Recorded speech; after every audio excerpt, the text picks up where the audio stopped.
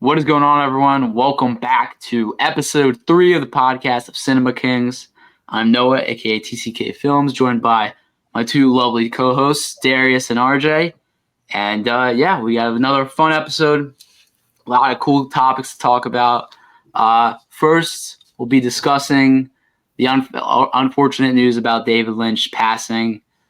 Then we'll get into our Daredevil, the new trailer, our thoughts and theories on that. Then we'll move into the new BAFTA nominations that came out. And then these two will be discussing the new Wolfman movie, their thoughts, the review on it. And then we'll close it out with Darius's first Hear Me Out take, which is a new thing we're doing where we'll say a movie that may be a controversial take that we'll defend that is not usually defended. So Darius will be doing his today, and then in the upcoming few weeks. I want to see how many people remember this movie even exists, because I swear I'm like the only person who does, I've never seen anyone talk about this movie or mention it whatsoever. So I'm really excited. I don't even know what movie he's talking about yet. RJ, do you? And keep it that way. No, me and RJ don't even know. Even know. So we'll also be. It's a genuine reaction. I haven't told them at all anything. Yeah, that's good. That's how I like it. All right. So yeah, let's get into it. So we'll start out a very unfortunate news that came out earlier this week that the legendary director David Lynch has sadly passed away. So Darius, you want to start out with this? Yeah.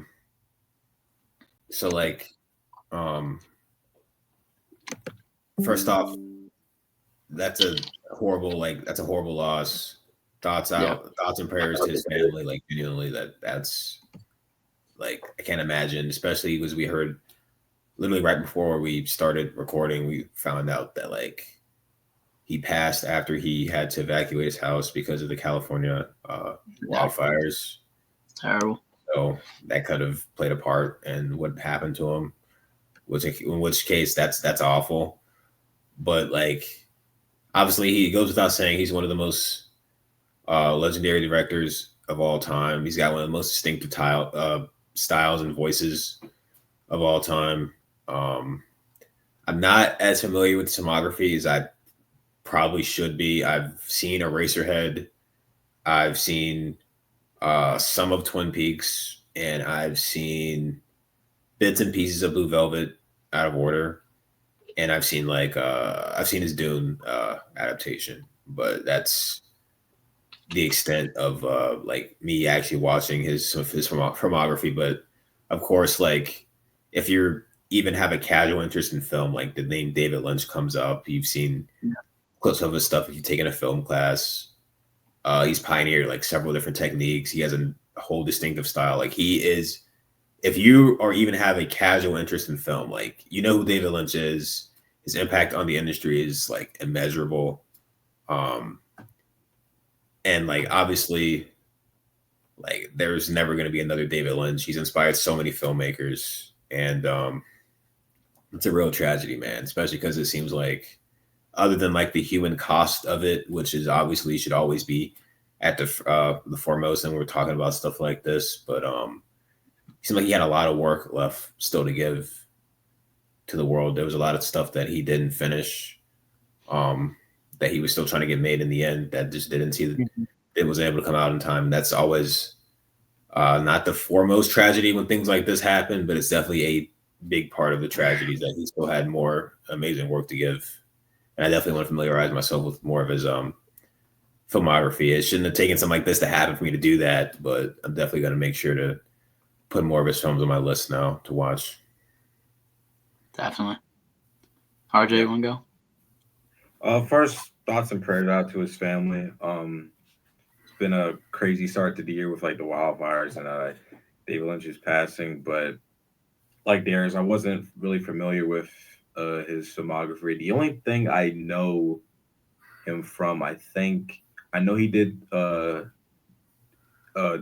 like a while back, like way before we were even thought of. And then I believe he was involved in Twin Peaks, if I'm not mistaken. Yeah. Wasn't he involved? Yeah. Yeah. I never watched it, but I know like that show had like a massive fan base. But I'm definitely gonna watch more of his stuff, but I just know that he was very much like a pioneer filmmaker. He moved a lot of stuff forward, and he had his own style when it came to filmmaking, and he was very distinct. And when it was a David Lynch movie, like you knew it was a David Lynch like property and stuff like that. But we want to get more and verse into his filmography. But I'm sad to see it. It sucks that he's gone, but rest in peace. Yeah. Yeah, I think we're all in the same boat. Like, we're not too familiar with his work. I very much would like to explore his filmography. I think in this upcoming film class I'm taking this semester, I definitely will show some of his films. But yeah, there's no doubt, like, Eraserhead I've seen, and there's no doubt, like, no matter what you think of that movie, it's a very original and creative, and it's like something you've never seen before in a movie, which is what I think is missing from Hollywood these past few years, is just originality and just creativeness, and not just reboots and sequels and, you know, adaptations of stuff. He was very original. Like, pretty much everything he did was like original and just came from his brain. It's like I said, you don't see that a lot in Hollywood these days. And I know Twin Peaks I haven't watched, but these past few days I've just been watching a lot of people talk about him, and they said like all these shows that are like considered the greatest shows that came after, like Breaking Bad, Sopranos, Better Call Saul, like they're all happened because of Twin Peaks. Like people say like that was like the first show that had like a main character like change throughout the show, like not just be like the same throughout the show. Yeah, like they're the villain or the bad guy or whatever. I don't know the specifics because I've never seen the show, but I've heard people say that like there's no Breaking Bad or any type of show like that without Twin Peaks. So he's obviously had a huge impact on the industry and movies as a whole, and just what he brought.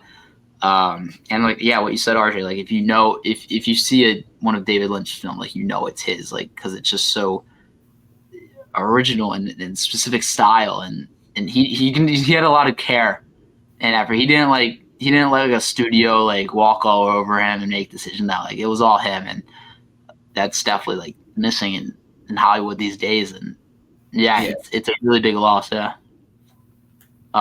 And you could tell, like, a lot of the actors who were in the movies talking about him, hearing about the death, like, they really got upset. And you can just tell, like, how like, it seems like he was a really good guy, really good director. So, yeah, it's very unfortunate hearing the loss about him. David Lynch, RIP. Thoughts and prayers go out to his family. And it sucks. It's like the fires. Like, it seemed like they had something to do with it, the LA fires, because he had lung problems. And he had to be evacuated from his home. So the fires probably, you know, so that's terrible. Thoughts and prayers to everyone dealing with the fires, but especially David Lynch and his family. Yeah. Oh yeah. On that sour note, sour. Like heavy note to start on, but we figured we better address that because that's the most important. Yeah. Legendary. Whenever someone passes away, and then like, obviously someone's like so big in the industry, it's kind of hard not to address that. But yeah, definitely. And we gotta check out more of his stuff. Absolutely. Yeah. I want to watch Blue Velvet, Mulholland Drive. I heard is really good as well. I need to check that out. He definitely has a style that's either like you like it or it doesn't work for you, but there's always something to admire like in it. Like he kind of pioneered like the whole like psychedelic kind of like dreamlike type, trippy type of movie. Very distinctive style. I definitely want to check out some of his stuff because I've been watching a bunch of clips the past few days, and it's like nothing you've ever seen in any other movie. I mean, just look at Eraserhead. It's like you've never seen a movie like that. No, definitely not. Yeah. But yeah. Anyway, for our next topic, the new Daredevil trailer just dropped. The new Disney Plus series, which is continuation. What are they considering, a soft reboot, or is it even a reboot, or just a continuation from? Straight up sequel now. That's what they say. Sequel, yeah. Season 4, basically, of the show. Yeah, I will admit that I have not finished the original Daredevil show. I know that's embarrassing because everyone praises the show. I just never finished it for whatever reason. I do plan on finishing it. This fucker's shaking his head. I'll finish it. Less than that, but yeah. I know. I don't know why I never got around to it. So, what do you guys think of this trailer?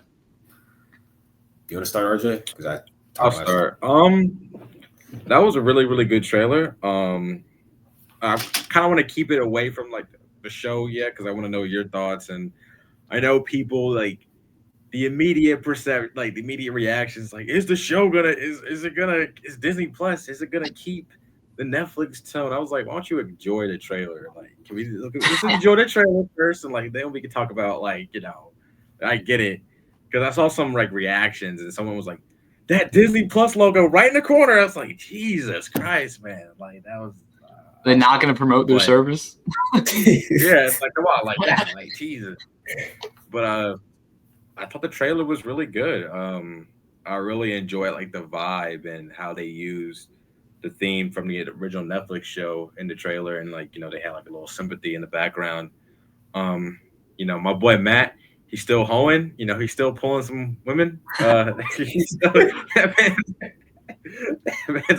love how Twitter was like calling him. He's back with the women, but good to see Foggy and Karen back. I'm nervous for Foggy. My boy Johnny Bernthal as Frank Castle is back. Thanks. Oh boy. But I think the best part of the trailer was seeing the sit down between Wilson and Matt, like at the diner. That was really interesting. Sure, and that convo, I think I have some theories on that. I think they're gonna have to work together to stop a certain villain. If you know, you know. If you know your comics, but it's gonna be interesting to see like what they do with season 4 / Born Again. But I'm calling it season 4, but because it basically is. Hopefully, I kind of want with it being like it. The original show was always canon, but it just was a different type of canon. It was still its own thing. I kind of hope they keep that vibe. I don't want them to necessarily like drop like Easter eggs like to Iron Man or something or whatever. I don't I just wanted to like just be Daredevil and the characters that surround Daredevil. So. Yeah.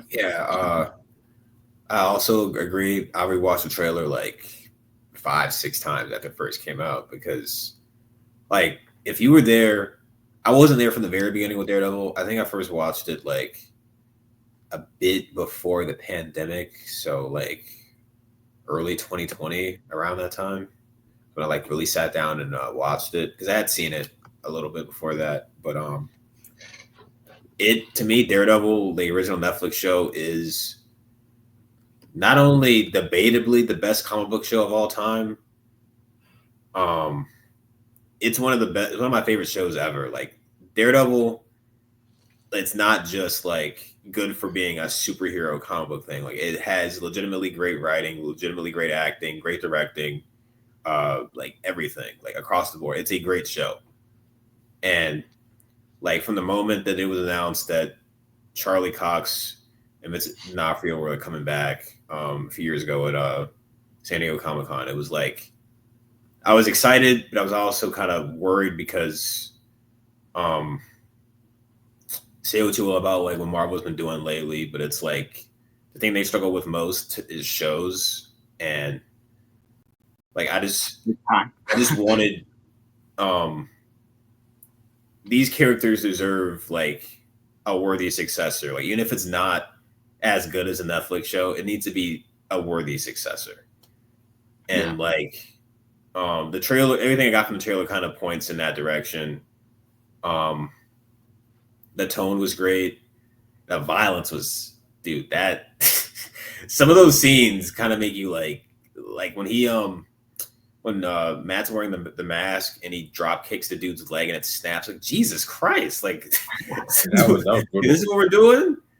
And later on when someone's getting their arm broken and you see the bone pop out, it's like Jesus, like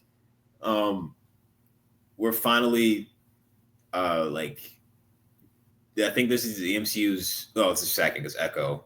Their first like rated M show. They're not pulling their punches with this one, and that was a big thing. Everyone was worried about was the tone. Like, are they going to do the violence, the swearing, the everything? Like, but like I was I wanted that, but like that wasn't my main like concern. I just want the show to be like have good writing and mature storytelling more than like blood and violence, because I mean that stuff's cool, but if it's a bad story, it doesn't make it any better. But like I like where they're going with this. Like Fisk as mayor is an interesting angle, and it's a really, really bad angle for Matt about what could potentially be happening there. The Bullseye is back, and My boy. I have a bad feeling about some stuff that might happen with him. After what he did, after last time we saw him and what his new warpath is going to be.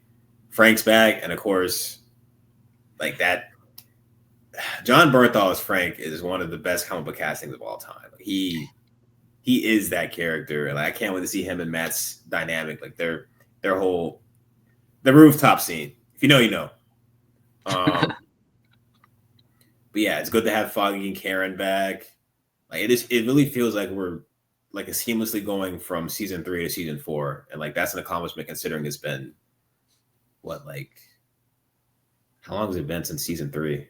Like Didn't it come out like 2015? 2019? 2018? Yeah, 6 years. 7 years. Was it really that long? I think it has. The first season came out what in 2016, 2015, 15, something like that, right? Yeah. Damn, yeah, it has been. It feels forever since like the original like Netflix show. But yeah, like the Season action 3 was 2015. 2018. Oh, 7 years. The action looks great. They're setting up some new villains, some old villains. Like I'm in.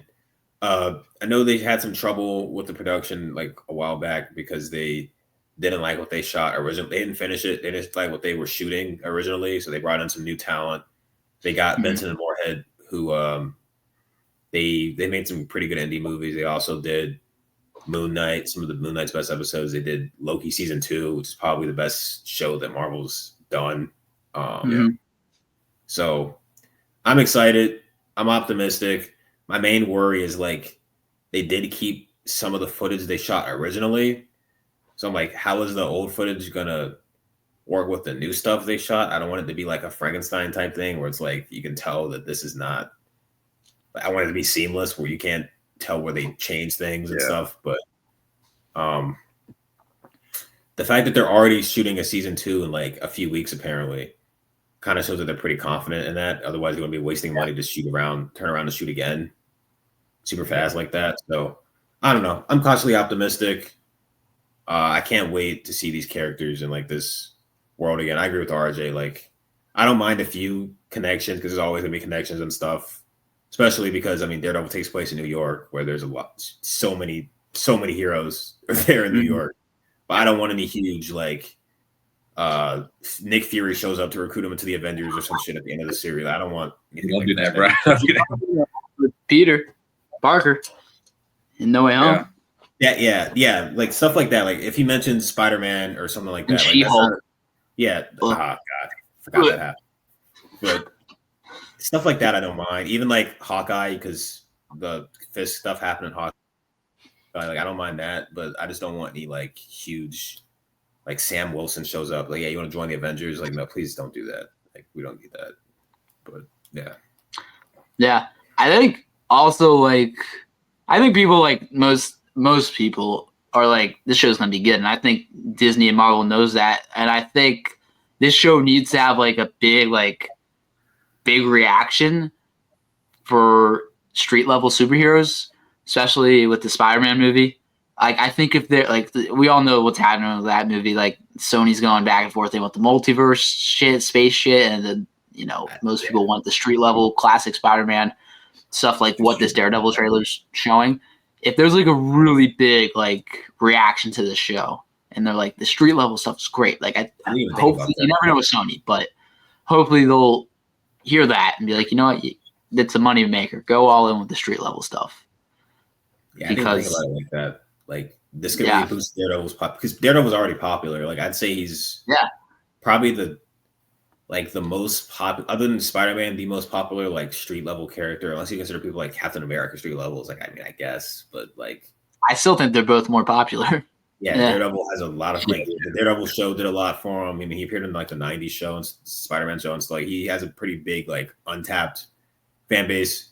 If you nail this show, I mean, you obviously get more seasons, but like you said, like he can appear in Spider-Man 4, he can appear in more movies down the line, maybe get his own movie. Like I think a Daredevil movie would do well. That would go hard. That would go Long hard, bro. overdue. Yeah. Long overdue. I mean, they tried it That would go once, hard. but there's been a lot has happened since then. They should at least do a Defenders movie though. If they That'd be do a sick. Daredevil movie. Yeah, like a team up of like all the. Would you do all the same actors and characters from the show? Oh yeah, bring them all back. Bring Kirsten all Ritter, Mike Coulter.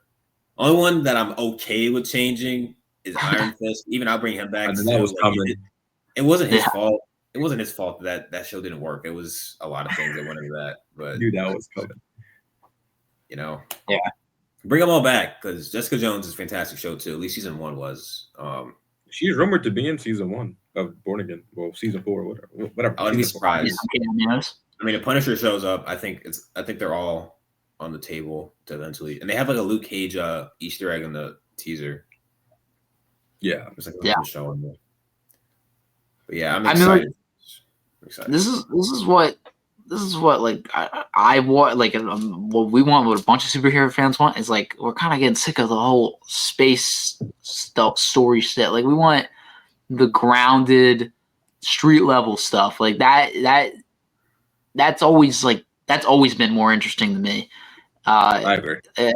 Like your two most popular superheroes ever, Batman, Spider-Man, street level guys. Like, and there's a reason. Daredevil. Like pretty much, you could say the Marvel's Batman or Punisher's Marvel. Like whatever. Like these people want to see this stuff, and I think it does attract a bigger audience. I feel like a lot of people who are like not casuals, they'll rather see like the more grounded superhero stuff that's on street level than like all the space stuff. I mean, that definitely works at sometimes, but I think like people want to see this stuff. People enjoy the street level stuff more. That people can relate to it more, and I think that it's just more interesting.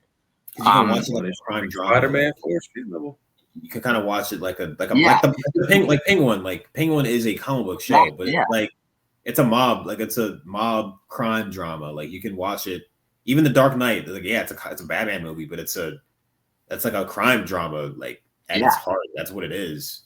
And they're considered not just good superhero products, but good movies and a great show. Like that's people the original Daredevil had. Yeah, the show had that. Yeah. People watch the Penguin and the Dark Knight and the Batman who aren't like superhero fans. They're my dad, for example. They just appreciate quality shows and movies and entertaining things. Like look at the Penguins getting these Emmy nominations and won in a Golden Globe. Like it's I think more people are evolving to the point where they're like, we need more than just cool action, special effects. No, we need a good story, especially the MCU. At this point, you need a good story. You need good characters. You need, just especially the MCU. Yeah, I mean, like it's gonna latch on to because it's like, I mean, like the big Deadpool Wolverine type movies, they do work sometimes. Like you need those, the crowd hype movie, you need that, but you need this too because, like, not everything can have the highest stakes possible. It's like, if we don't do this, the multiverse is destroyed. It's like, well, how many times can you do that before it gets like? It seems like James Gunn's DC is doing like, he's basically going with like what's a good script, like with the Sergeant Rocket, like that's who would have thought that would even become a movie and like freaking coming media, and he's doing it. Like, he's one of the best working directors to do that. Like Luca is one of the best working directors, and he might get Paul Thomas Anderson to do Teen Titans. Yeah, I saw that. What was I about to say?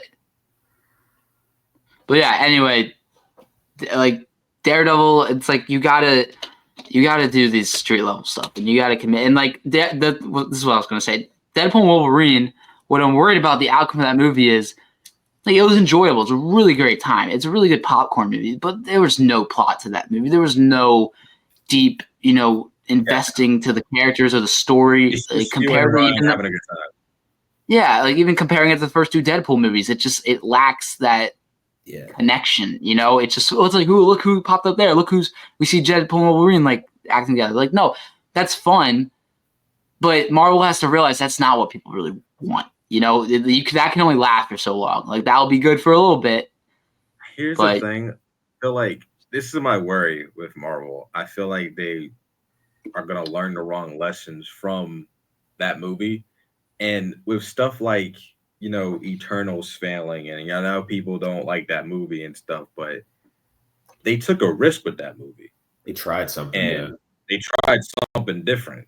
And with just the way Bob Iger and Kevin Feige were like, not really more it's more so Iger, but like it seems like they're just gonna go with what's safe and what works in the future. That's true. Iger has a track record of doing that, because even if you look at the way he's handled Star Wars, whatever you say about The Last Jedi, right? Whatever you think about that, they tried something with that movie. They tried something with that movie. They tried. Yeah. They tried to do something different, and then when people hated it, they were like, let's make the safest, blandest movie possible. And that movie was Rise of Skywalker. Back. And that pissed somehow everyone. Palpatine returned. Rise of Skywalker managed to piss off cinema. No hate to you if you like the movie, by the way. I mean, I haven't met anyone who has, but I'm sure there are people.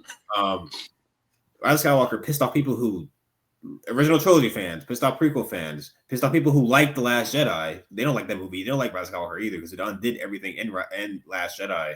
Like, when you try to make a movie that satisfies like everyone, sometimes you satisfy nobody with that, because you don't take any risk at all. Like, make the blandest movie possible, and I don't want Marvel to do that, because, like, I mean, if you look at their most successful projects like this, like these last few phases, it's Deadpool, Wolverine, and No Way Home, and those happen to be the two big. I'm not one of the people that say like No Way Home is like a multiverse movie with nothing to it. I think it's deeper than that a little bit, but on the surface, it's a multiverse like cameo fest, like on the surface. Yeah. And so is Deadpool, Wolverine. So I'm worried. I agree with RJ. I'm worried that they're gonna lean into that a little too much. I mean, that's what Secret Wars is, but like. But even though post Secret Wars, they might just do like what works, like what's like safe, like what. That's why I feel like I hope this show is successful, because this would show that like there can be more to like comic book movies than just like Noah was saying, like just the crowd pleasing. Yeah. Oh, look at this person. Mm-hmm. We're gonna blow shit up. Like it could be more than just that. I feel like this is a really important show for that reason. Like this and Penguin are kind of like holding this part of like the comic book universe down, I guess is a good way to say that. There's a lot of pressure riding on this show, and I think it'll deliver, but we'll see. Yeah, I think also you got to start building this street level team that they're probably gonna do in King Dynasty or Secret Wars. Like, there's gonna be street levels, gonna be space people. Like, this so far at street level, you got Spider-Man, and then like Thunderbolts will come out, and that'll be like a big team. Yeah. But assuming that's good, you got Captain America, whoever he might be in space. I don't even know what's gonna go on, but you got to start building the street level stuff, because you can't get all these characters in the same place. Bro. Like how Infinity War had the Wakanda stuff and the Titan stuff. You got to have that balance. And so far, you're very one-sided right now.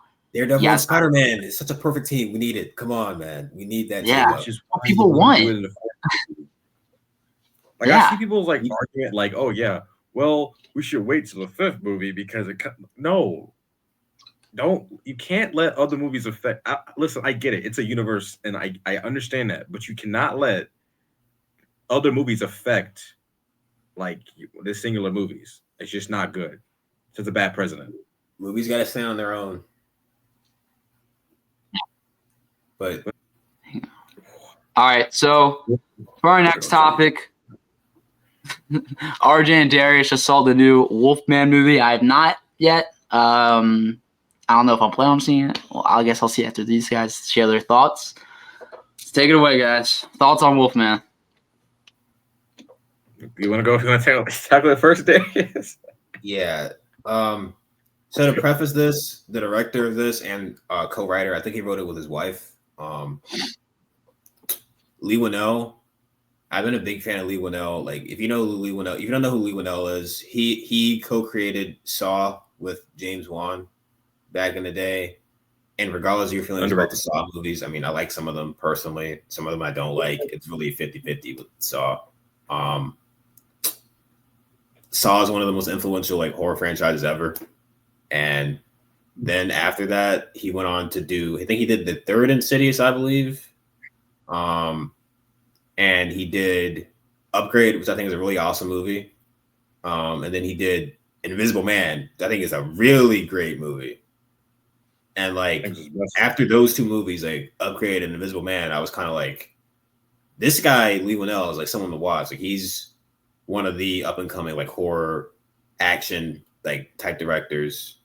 So I wasn't like anything he makes, I'll be there for like day one, basically. Because he has a really unique directing style, especially Invisible Man. Invisible Man is one of the most like stressful, anxiety-inducing movies I've ever seen. Like that movie gives you like paranoia, anxiety. It's really good. And it kind of reimagines like a kind of what could be a cheesy Universal monster in like a really interesting and like grounded way. So when it was like revealed he was doing like a Wolfman movie, it was another Universal monster. I mean, I love Universal monsters. I love those old like cheesy movies. And I was like, okay, if there's anyone who can do this justice, it's Lee Winnell. And I came into the movie with high expectations. I know people like a few months ago when the design for the Wolfman League, people weren't really feeling it. I really don't really mind a design like that. I mean, I think it looks more like a werewolf than the whole problem with like werewolf transformations now is that they feel more like wolves more than like the half man, half wolf what they're supposed to. So I didn't really mind the fact that the design kind of looks more like a half man, half wolf. So that didn't really bother me that much. But like the trailers look pretty good. I was sold. I was like, okay, I'll be there. I go see the movie yesterday, caught a matinee, and I don't think it's a bad movie, but it's like I expected so much more from Lee Winnell. Like as a director, the movie's directed really well. Like they do a lot of cool stuff with like visuals and audio, especially to kind of like show you what a werewolf transformation would be like on the inside, like how it distorts your senses. There's like a really cool scene where he, the guy who's been bitten by the werewolf or scratched by the werewolf, he kind of hears like this loud, like footsteps, and you think it's something really big that's making that noise, and it's not. Something really small. It kind of shows how his senses have been like heightened and stuff. The body horror stuff was really great. Like the transformation looked really painful, which I think a werewolf transformation should. But the where I think this movie kind of like falls short is the script. Like the characters just don't feel like they're fleshed out at all, which like is typical for that's like the main criticism people have for horror movies, but like not Lee Winnell's horror movies. Like if you watch Invisible Man, like the characters in there feel so much more like real and like they have, you feel attached to them. You grow like they have arcs and like the ideas that he's going for there are like properly explored. Like in this movie, they kind of do something at the beginning where they set up something like between like an abusive dad thing almost, and that's kind of like the metaphor that this movie's going for. And like generational trauma, how like stuff your parents do to you could like influence how you end up treating your family in the future. But they kind of just like don't do anything with that for like the whole movie until the very end. And you're like, oh yeah, that is something you introduced, but you didn't really develop that idea like you should. And even when you did try to do that, it kind of came off like forced. Kind of came off like I was watching like an after school special about like generational trauma instead of a movie, if that makes sense. Like, yeah, that like the characters were really like, yeah, this is the plot of this, like this is the main idea of this movie. And we're gonna say it out loud, and it's like that's not the most like I thought Leo is usually like a much more clever writer than this. Like Invisible Man, it's about an invisible man, but it's also about like an abused wife trying to escape the the clutches of her abusive husband and like the paranoia that comes with that even after she escapes and stuff like that. And it's much more cleverly woven into the story, and I feel like the generational trauma stuff was into this, and it could have worked. The movie just like doesn't do it. Like the characters just don't feel. I'm just not invested in anything that happens. Like I wanted the werewolf stuff was cool. The way it was visualized was cool. I think it's like some of the shots were really good. The way like darkness is used is really good, but it's like I don't know. This didn't make me feel anything, which, like I said, like coming from Lee Winnell, like that's a big disappointment for me. So I gave it if I had to give it like a review, I think 3 out of 5, just because I think the directing is really good. Yeah, but this is probably my least favorite out of Lee Winnell's films, which sucks to say because I had really high hopes for this one. But yeah, This was a letdown for me. I love The Invisible Man. That's like my favorite in his filmography, along with Upgrade. But I really like Elizabeth Moss in that movie. She's a terrific actress. She gives a performance like that's like arguably our best performance in that movie. And then when I found out that Julia Garner was going to be in Wolfman from Ozark, shout out to her. I was like excited for this movie. You know, like Darius said, with the old school horror, he's taking like old school horror stories and kind of modernizing them and like putting them in like modern day and stuff like that. And like he did that really, really well with Invisible Man, like with the technology and stuff. I really love that. While watching this movie, I was like just waiting for like that scene. You know, when you watch a film and you're just waiting for like that scene that like hooks you, like you're like, okay, like I'm in. There wasn't a scene in there where I was like, I'm in. I just kind of felt like, all right, I'm just here to pass the time. Like, it just I think the biggest issue, like Darius said, it was the script, but also like the chemistry between the characters. Like I felt like the daughter and the father, like the main character, I forget the actor's name, but I've seen him in some stuff. Yeah, he's good. He's good in the movie. Christopher Abbott. Yeah. The actors are great in the movie. It's just like you said, Darius. It seems like they're setting up stuff like not only with like, the main character's dad when he was a kid, but also like Julia Garner's character and the dad. Like, they were married and they had a scene. They had a scene where like he's like, I don't think we're good. It's like, well, why do you think we're not good? We just get a scene of you like telling her to like go in the other room on a phone call. And like that's the only thing that we get. Like we don't get any like, flashback or I don't even need a flashback. Like I thought that the scene where he goes to see her at her job and they're on the steps, I thought that he was gonna bring up something like from the past or something like, and it just wasn't. Like I was just waiting for it. And they go to Oregon and it's like, well, okay, I guess. But I think one of the runtime in this movie also affects it. I felt like it should have been longer. To really flesh out the characters and stuff. And how long was something it? that happened? It's I think like it was like an hour 40. Yeah, hour 40. I think. Wow, but like it feels like shorter than that. Like no, it's because they go to the place like super fast. It's like within like 10 to 15 minutes. So like the whole movie, they're like in the house and running from the thing. And it's like it feels way faster than even it is. Like it's like we barely know these people and they're already like there. They're already in the situation. It's like, well, I don't know these people yet. So like I don't really care what happened to them. Did you feel that the end, towards like the final act, where it was nighttime, and then like it was like toward like the last like 10 minutes, and it's like already like sun, like the sun is like rising, and I was like, wait, it's like it was like crazy dark. How do we get It didn't like feel not like that it, that long. but it just like the transition to like the night and like sunrise was just very odd because like the majority of the movie like takes place like in at night. It's like a one night scenario. Yeah.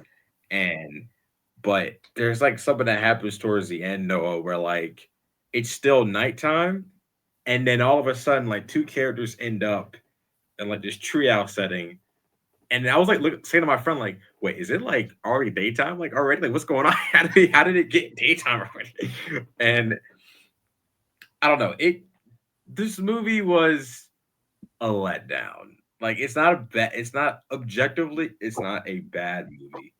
It's just a very mid movie, and just wanted more flesh. I feel like I didn't get to know the characters, and like we didn't grow with them with the runtime we were given in the script. Um, just wanted to get to know, like, and fleshed out these characters. And there's something that happens, like a pretty major thing that happens in like the middle of the movie. Darius, you know what I'm talking about, with like two like werewolves, and like something happens, and then like we're explained about it by a different character, by like Julia Garner's character later on. It's like, yeah, we know really that. We saw it. But we don't get to see like I guess people would say like, okay, well, he's a werewolf in the scene, but like we don't get to see that character that's really affected by it. We don't get to see like how he reacts to it. He just looks and he walks off. Like, bro, I was like, what the fuck? I don't know. It was just, it's a very like mid movie. I mean, I can't say I recommend or not recommend. I don't know. It's just, it's one of It's those like movies you can just put on when it's on for a Amazon. January horror movie. January horror movies are usually trash, usually garbage. Like the terrible, like last year, Night Swim came out. That movie's awful. This movie's way better than that. But like, I was gonna say, if a movie's coming out in January, you got to expect it's gonna be mid. That's where the studios release all their shit movies in January. it's like this one. You're not wrong, but like this, like RJ said, it's just such a letdown. It's like it's a fine movie, man. But it's Lee Winnell. Like Lee Winnell, his standards are like, I guess I just have higher standards for him than I do for. If this was like a random movie from like a new director, I'll be a lot nicer to it, I guess. Like, dude, like, dude, you're that guy. Like, you're Lee Winnell. Another thing, like, I wasn't like scared. Like, I know, like, it's being different people are gonna be like scared of different things, but I wasn't like on the edge of my seat like Invisible Man. Like Invisible Man, I was on the edge of my seat, like watching it and like just really like intrigued, like where he was taking that story and Elizabeth Moss's character, and we were like, you really fear for her character in that movie and stuff. With this, like, I just wasn't like moved. Like I was just like watching. And also, did you think the twist was obvious? Because I did. I had a feeling that was what was happening. I thought I predicted it. As soon as they showed the tattoo, I was, you know what I'm talking about. As soon as they showed the tattoo the first time, yeah. I didn't think it was like. I wasn't like surprised when it happened. I was like, okay. It just felt like it wasn't like a big moment. It just felt like, just because the way like they executed the scene in the way like what followed afterwards, it just like, yeah, that just happened. Yeah, on to the next. Like we're not gonna dwell on that at all. And I didn't like expect it, but I wasn't moved. It didn't land. It didn't land. So like I was like, okay. Yeah, for me, like I expected it, and then it didn't land. So it was like, even if I expect a twist, to me, that's not like the point of a plot twist. It's like, yeah, it should surprise the audience, but even if you can spot the twist, if it's effective to the characters, it's still like doesn't. It's still a good twist. Like even if people can predict it, you know what I mean? But yeah, like, but also like this one, That one dude wasn't was creepy. surprising to me. And also, like RJ said, like the story didn't even really like address it as a major point, but it felt like he was trying to say it was a major point. So it's like, Yeah. if you're not gonna if the movie doesn't care, why should I? Like, Yeah. why should I care that this happened? But also, like, homeboy at the when they get to the house, like that dude was weird. Like he gets screen time to say a bunch of creepy shit, and then he just dies. I don't understand what that character was. Yeah, because he says he knows him. It's like, what the fuck do you know? Like, he says a bunch of weird stuff. Gets in the car, they crash, he dies. That's it. Also, they kind of wasted Julia Garner, who's a great actress in this. They did, man. Ozark, bro. Yeah, like they kind of set up that she was going to connect with the daughter because like they set up like, oh yeah, I'm having problems connecting with, because like the dad connects easier with the daughter like than the mom does. Like the dad and the daughter have a really good relationship, and the mom, they kind of play she works a lot, so she's not around that much, and like she doesn't really know how to connect with the daughter anymore, and they just don't really follow up on that at all. Yeah. Like they have conversations, the like the daughter and the mom, but it's just like, because the whole movie's the dad, like he gets slashed by the werewolf, and the whole movie is kind of like him slowly losing himself and transforming into a wolf and like trying to suppress that and protect his family and stuff. So like, yeah, but like there's no, like the family, like the movie at its core is like a survival horror movie where like a family is thrust into this dark situation, and they're like, you want to see them succeed because they're a family, and like, but like that only works. Just don't care. Yeah, the only works when you care about the family. Like, you have to make us care about them. Otherwise, it's like, yeah, it's like, why should I care about them? Like, I don't know who these people. I barely know who these people are. You establish them in like 5 to 10 minutes. I don't know what their relationships are like. I mean, I guess I don't know. It just felt like a generic, like Blumhouse horror movie, and I just did not expect that out of Lee Winnell. I expected better, and I hope this is just like every director has their movie where it's kind of a misfire. I mean, that's happens. I'm still interested in whatever he does next because he still has a good average for me. He's a great director. Maybe some things didn't go well behind the scenes. Maybe it was just a miss. Like, who knows what happened? But it doesn't even feel like a Lee Winnell movie. Like, it was directed like one, but it wasn't written like one. It was weird. Also, that ending was weird. They just look off like, what the? Like my friend, who's not a film guy like we are, he literally said to me, "What the fuck are they looking at?" Like, I was like, "I don't know." It's like the thing he says earlier about the valley and stuff, but it's like, yeah, I just like, I wish that was like touched upon more. Like the way, like, I don't know, because it's like, I just wasn't moved. Like I wasn't moved. Yeah, like I don't know.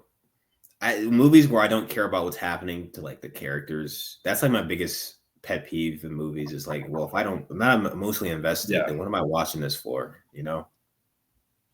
I don't know. Because like, it was still good enough thing that happened at the end. Huh? Like when the big thing that happens at the end, I just had no reaction to it. I was like, okay, that happened. Come on. Yeah. So, final rating? 5 out of 10. 5 out of 10.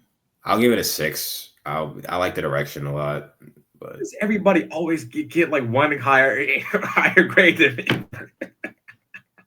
Because you're wrong. Because you're wrong.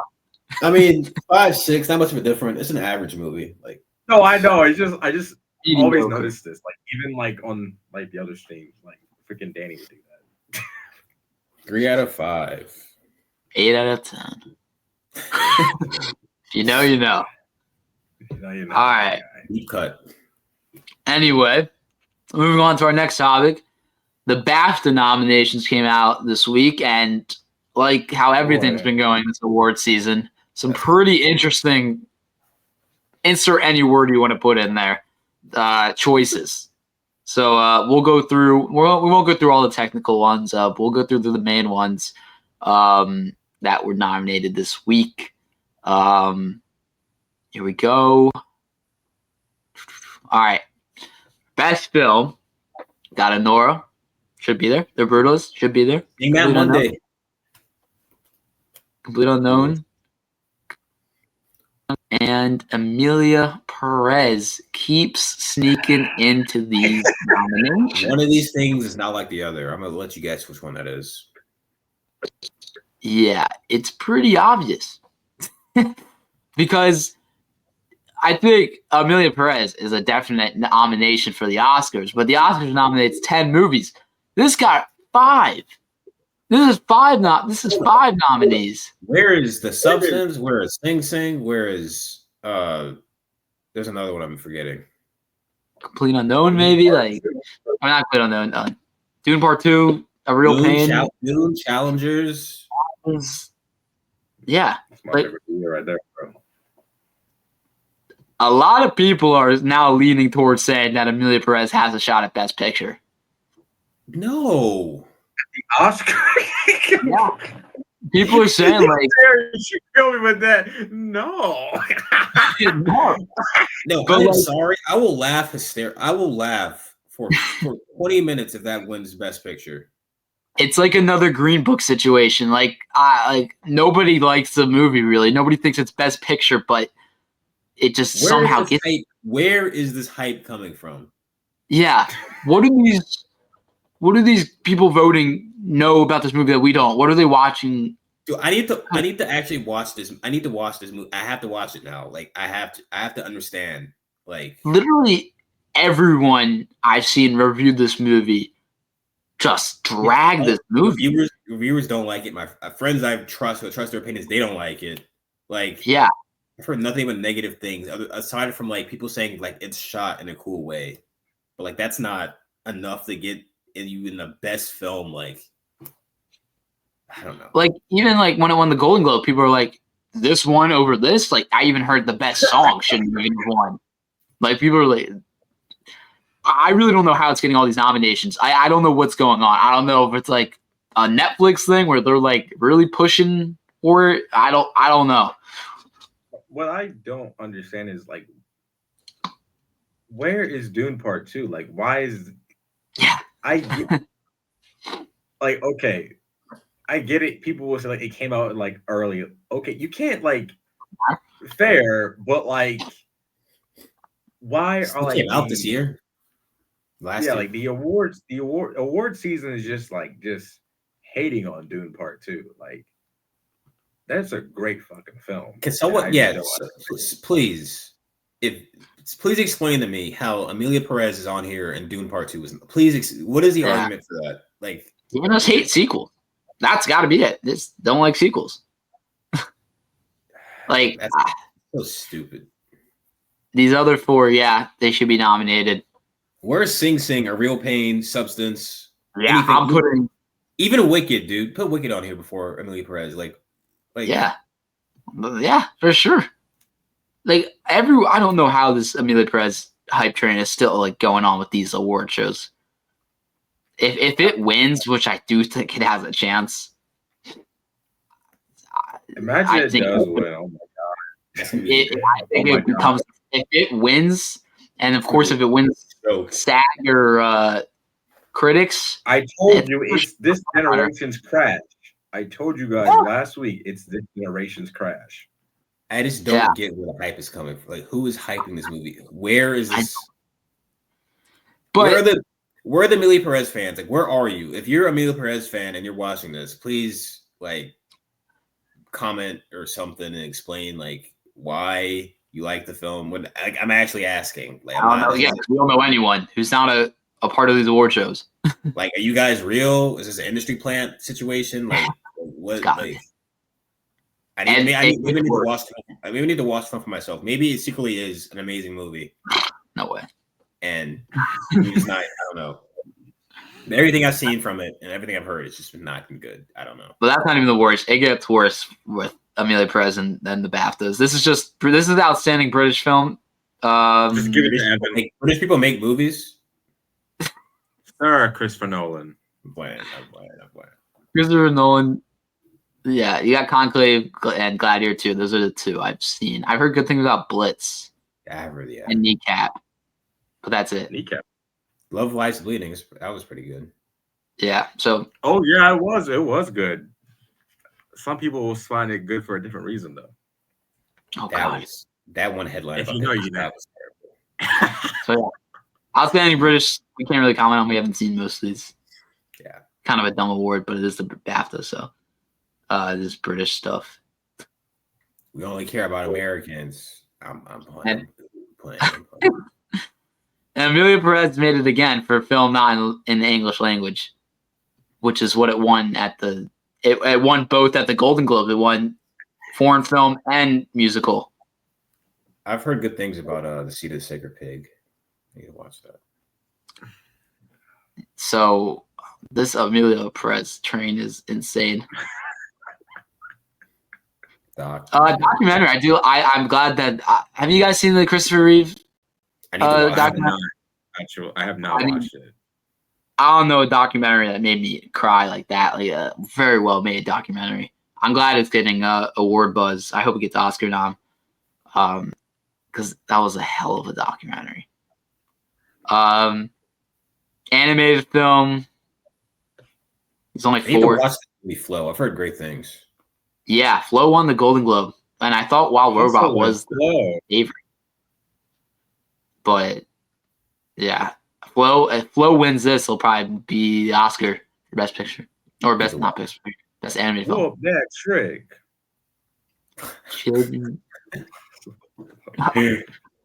Oh wow, Dune Part 2 is getting something. Oh yeah. No, yeah. The BAFTAs have been the nicest to Dune out of all of them so far.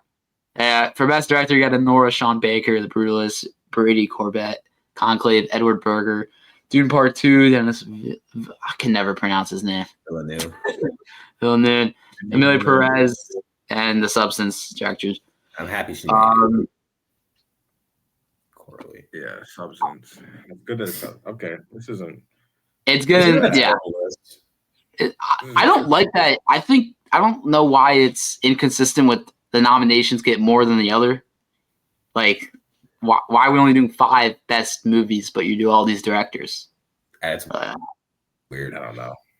If you're gonna here's what I think. If you're up for director, your movie should probably be up for best picture. Here's my problem. Sing's director should be on here. Yeah. Because you have to think about what he had to like. Yeah. This cast only has a few like professional actors in it, so that means that the director had to get great performances out of non-actors, which is a really hard thing to do. And it turned out great. Yeah, all those guys were great, and Clarence Macklin should be up for Best Supporting. So, like, we'll get to that.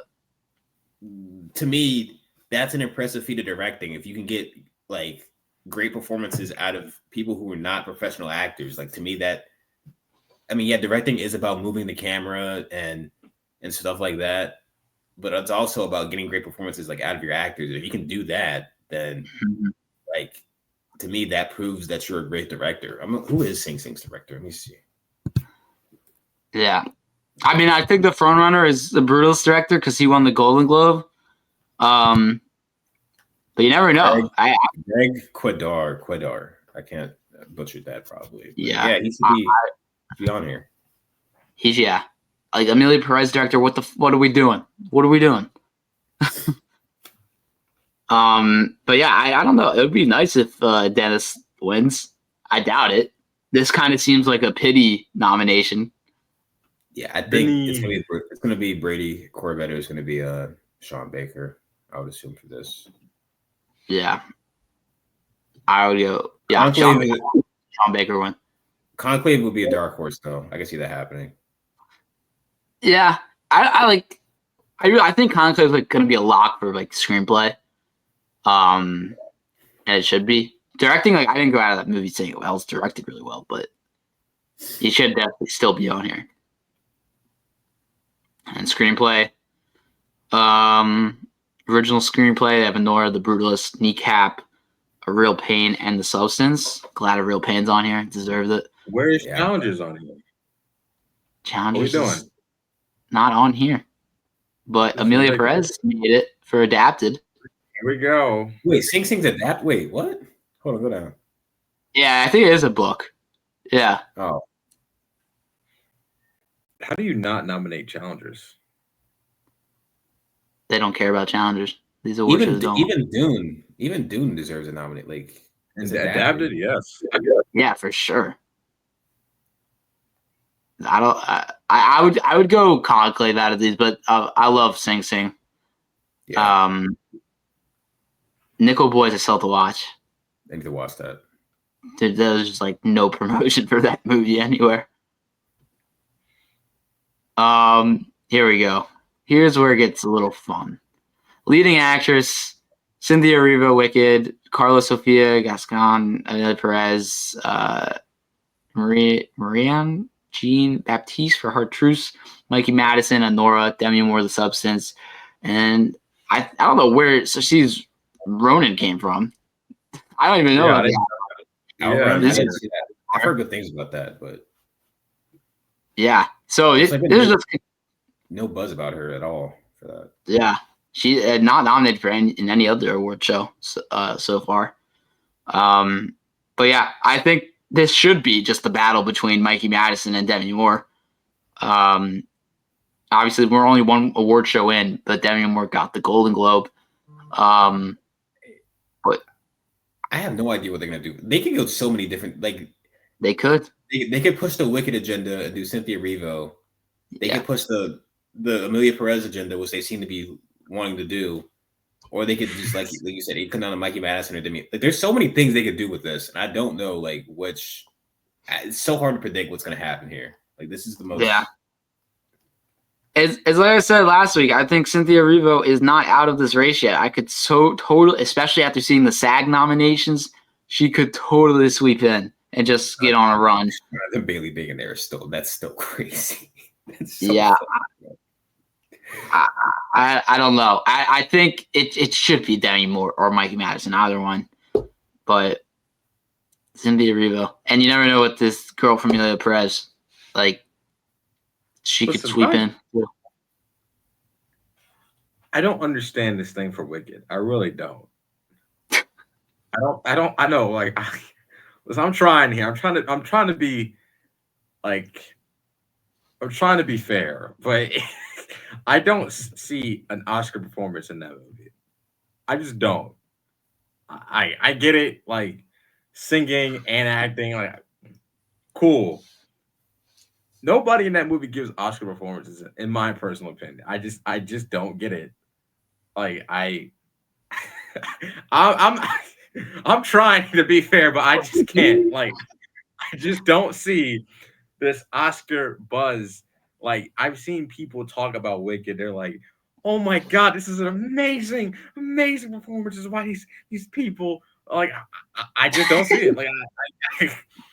Like, I tried to sit through it. I couldn't. But I don't see these Oscar performances that like people like. I just think there's been better performances this year that are just being guarded and stuff. So Yeah, Zendaya not being here is kind of ridiculous.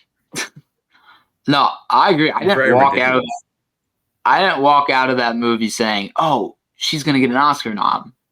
Like, no. I mean, they did their job. Like, it was still a good performance, but I don't think it's Oscar worthy or really award worthy. Yeah, it's. I mean, I think it's like you got these award shows want people to watch, so you put the most popular movie in and you nominate it in almost every category. You'll get people to watch, which was Wicked. So in that case, put Deadpool Wolverine in here, but that's not going to happen. Yeah, if you want to be real, if you want to get people to watch, yeah, well, that shouldn't either be nominated for anything either, though. No, it shouldn't. Yeah, for sure. But like, but yeah, I agree. Leading actor, we have some surprise. We have Adrian Brody, Timothée Chalamet, Coleman Domingo, Ray Fiennes, Hugh Grant, and Sebastian Stan for The Apprentice came in over Daniel Craig for Queer. And everyone was saying, like, Daniel Craig's for sure Oscar nom. Like, it's going to be Adrian Brody, Chalamet, Coleman Domingo, Ray Fiennes, and Daniel Craig. But he's not even on here. the BAFTAs did not like that movie. I don't think. Like Hugh Grant, I think it was like a battle of the Brits. Hugh Grant versus Daniel Craig. They were deciding which one, and like they like Hugh Grant a little better. He really is. He's really good in Heretic, and it's like a different type. I think they might have given it to him because he doesn't usually play these type of characters. Like Hugh Grant's usually like the charming, like likable dude, and he kind of is that in Heretic, but he's a psychopath in that, and you don't really see him do that. But like, I like this list, honestly. I like it too. I know people are a little upset that Daniel Craig's not on it. I'm telling you, Sebastian Stan's going to knock off somebody in that Oscar nominated. I can see it now. Now that this happened, I can see it. Daniel Craig. It looks like it'd be Daniel Craig. Yeah, maybe. If the BAFTAs knocked him off, a British actor, and that's interesting for the BAFTAs knocking off a British actor.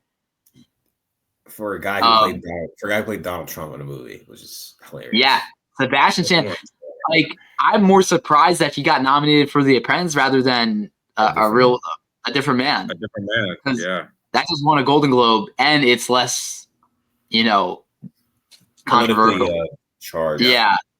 But it is the British people. They don't really care about it, I guess. They don't care about politics. Yeah. But I'm glad Sebastian Stan's coming in because one of you guys said it's like he's coming in with two big roles that will play into the votes. He's going to knock off somebody, dude, in the Oscar nomination. It's going to be surprising. I think Brody's going to get it, and he probably won the Oscar as well. It was based on like the buzz I've been seeing about Brutalist. I mean, I see it Monday, but lucky yeah, I mean, yeah, lucky. Still nowhere near us. I don't know. Out of these, I feel like Brody's the strongest. Seems to have the most momentum, like at the moment. Definitely. I mean, we're really only like one major award show in, so it's hard to tell. But yeah, I think Adrian Brody. He's not a lock yet for sure. But yeah, I think he is the front runner. I'd love to see Coleman Domingo, but I don't think that's happening. Sing Love and hype is just not there at all, unfortunately. Ray Fiennes is great.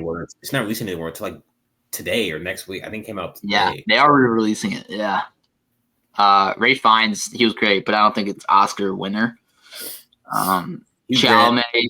Yeah. Biopics always great. I don't know if Chalamet in The Complete Unknown. You saw it, right? Or you guys both seen it? Yeah, I saw it. Yeah, we've seen it. I don't think that was Oscar great. It was great, but it wasn't like it didn't scream Oscar to me. Yeah. I mean, it's the whole thing with the Oscars. They love music biopics, so they're gonna nominate like, and also it's kind of history thing. He's like one of the youngest actors to get nominated. I think it's one of those things. To me, in A Complete Unknown, he was really good in the movie, but like, I don't know. Timothée Chalamet had a great year, but like, I feel like in his both like of his movies, there were actors in the movie like his supporting cast were better, like especially Dune. I feel like Dune, like Rebecca Ferguson was like the best in my opinion. Like she was so like good, and in Complete Unknown he was good. Yeah, Austin Butler. In Complete Unknown, I felt like he was great. Not that it's not a bad thing if your co-stars are better. Like it's not a bad thing. Like as long as you're good, you're like as long as you're like. I mean, ask Leo DiCaprio. It's like Lily Glasson was better than him in The Eclipse of Flower Moon, but he's not complaining. But I don't know. I feel like in Complete Unknown, I love that. Like I really enjoyed that movie, but I just felt like the second half of the movie he was really, really good. The first half, it was an okay performance, but like it didn't scream Oscar to me. Like I agree with Darius. I didn't scream like Oscar performance. Same with Hugh Grant. Hugh Grant's really good in Heretic, but it's like I don't know if he's gonna make it onto the Oscar nom. He might. I don't see Hugh Grant making it there, but if he does, it's like I don't know. This doesn't seem like an Oscar type like defining performance to me. Yeah, I think for A Complete Unknown, it was still good, but it's still very much a Oscar baity, musical biopic movie. It's really hard to escape that if you're making a musical biopic. It is very Oscar baity. I agree with that. Yeah.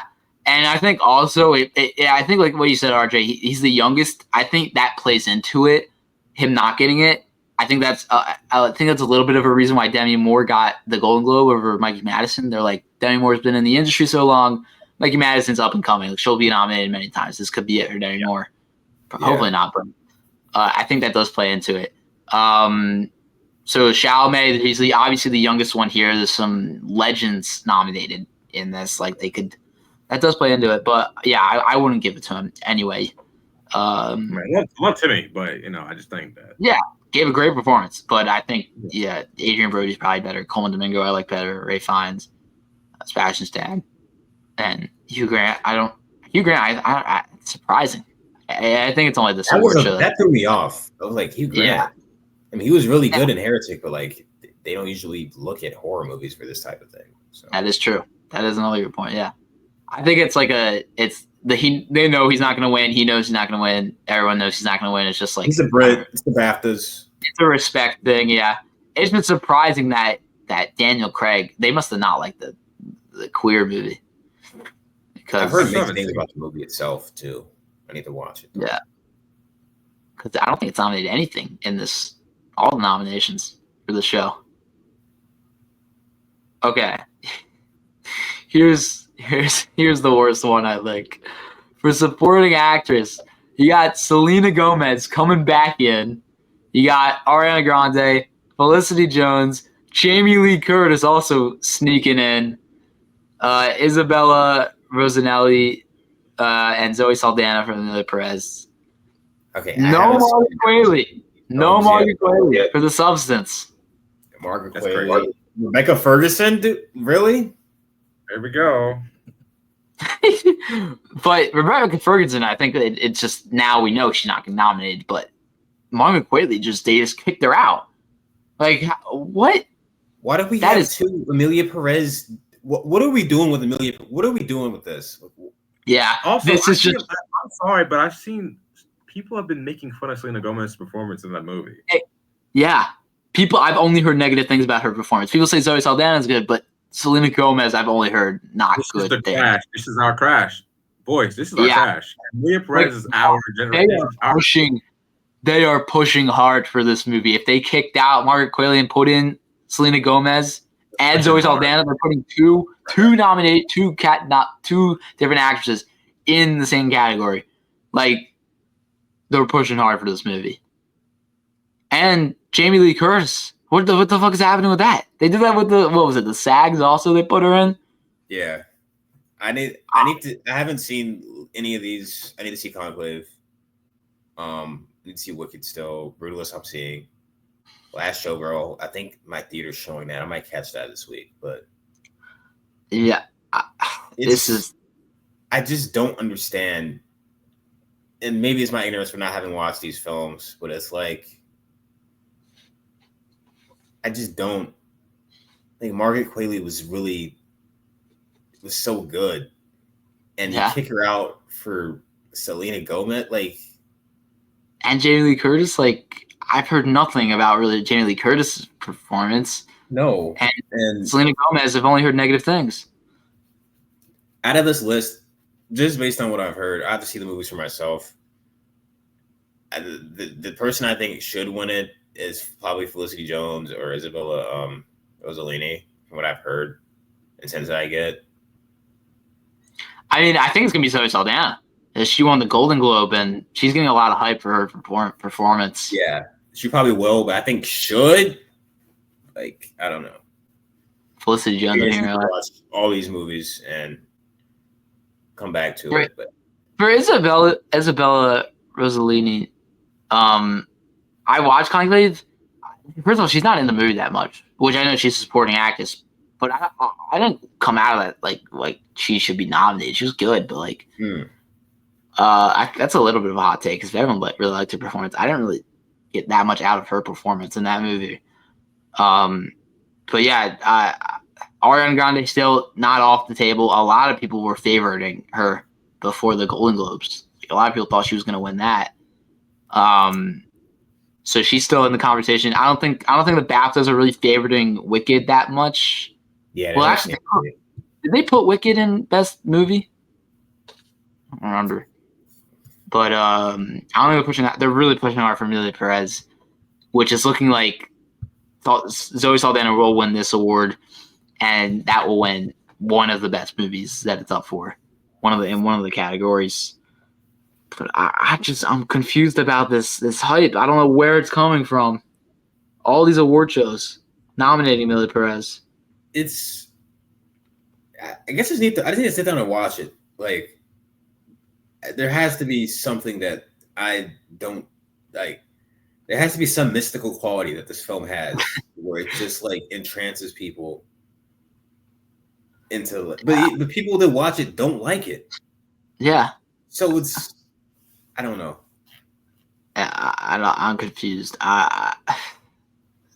I don't know. If somebody likes it watching this, please comment why you like it. Yeah, because I'm not being sarcastic at all. Like, please actually tell us like why you like. I've not seen any positive review on it at all. But I the thing with Mark Qualley, I think that's a little weird. That's bad. That's really bad. I don't know what they'll say for the rest of the award shows. If they'll be like, oh, we can kick her out too. But yeah, I haven't seen The Substance, but you haven't. I think you agree she should be on this list for sure. Absolutely. Like what she has to do in that movie, which is basically play another part of Demi Moore's character that's the same person but a different person, is really like complicated, and she does a really great job. She's like half of Demi Moore is obviously the star, but Margaret Qualley kind of has to make that film work. Like, without her, the film doesn't really work. And I don't know. I just feel like if you're gonna kick her out, also like I don't know how this works. What about Nosferatu? Like, why is that not getting anything either? Was it too late? Like, what was Lee Rose Depp in Best Actress? Like, what the hell is going? What are we doing? Yeah, that's what I'm saying. You cannot tell me that Ariana Grande. They just didn't want to put 2 horror films on there. That's what that was about. And Cynthia Erivo gave like better performances than like there are so many better performances from last year. There just are. Yeah, like there's I think you're right about horror. They don't like nominating horror, and that's how it's always been. They were never going to put 2 on there. They put Demi Moore on there, and they're like, yeah, no more. No Lily Rose Depp for Best Actress, and no Margaret Qualley for supporting. They were that's they were like, nah, bro. So Jamie Lee Curtis and Selena Gomez slide in and kick out Margaret Qualley. That's the headline. What's up with the Oscars nominating Jamie Lee Curtis all the time? Like, what's going on here? Like, not all the time, but like they did it like for everything and everywhere. Over Angela Bassett. She's not even the best. She's not even the best supporting actress in that movie. Stephanie Sue is like. That's a whole different conversation, but she should not have even been nominated. And winning over Angela Bassett's crazy. That was crazy. That was insanity. And everyone knew it. Everyone knew it. Everyone knew that was crazy. But anyway, here's some good things that come out of it. For the supporting actor, we got Yura Borisov over Emperor Nora, Kieran Culkin, real my boy, Roman. Clarence Macklin. Finally. Yes. Finally. Only ones to get it right so far. Edward Norton, Guy Pearce, and Jeremy Strong. Yes. You got it right, BAFTAs. You're the only one that gets supporting actor nominee right. You put my boy Clarence Macklin in for sure. Jonathan Bailey stuff, bro. Please. Yeah, no Jonathan Bailey stuff. People got a lot of comments on that. Yeah, people had a lot to say about that. For the record, guys, we did not say Jonathan Bailey never acted before. That's not what we said. We said that Clarence Macklin never acted before. Clarence Macklin, yeah. And I think that was a certain audience that saw that. The very wicked fan girls and boys. Yeah, that's a whole other thing. Clarence Macklin's where he belongs. Gave one of the best performances of the year. And I'm so happy. He's finally getting some nominations, somebody recognizing him. And it took the British to do it. Crazy. Took the Brits to do it. After all. I wouldn't go that far. I'm joking. I'm playing. We love you, Jacob. Yeah, Jacob, Evan, we love you, boys. Yeah, I think Kieran Culkin's still sweeping for sure. Like, and he should be. Romulus. But I'm just glad you got Jeremy Strong in here. I'm so excited to see his reaction. That's succession representation here. Yeah, I'm so excited to see Jeremy Strong's reaction again when he loses again to Kieran Culkin. I like Ed Norton's here. Yeah, Ed Norton. Yeah, he was great. This is the best. I think this is like the strongest category. Guy Pearce. He's got a bunch of superstars here. Yeah, Kieran Culkin should win. If Clarence Macklin pulls the upset, I would not be mad though. I'm happy for your Borisov too. He's really good in Nora. He didn't have a lot of dialogue, and he still had able to get like a good. He had a big impact on that movie. Yeah. Yeah. But yeah, I also got Jeremy Strong because controversial movie, but had a great performance. That should be recognized. So the BAFTAs like they printed. I don't know how many other award shows really. All right, we won't go into all these technical categories. They didn't get casting? What, Dune? No. That's crazy. Isn't the whole point of Dune being an ensemble? Yeah. That's crazy, dude. That's crazy. Work. That's wild. That's wild. And like, yeah. That's wild.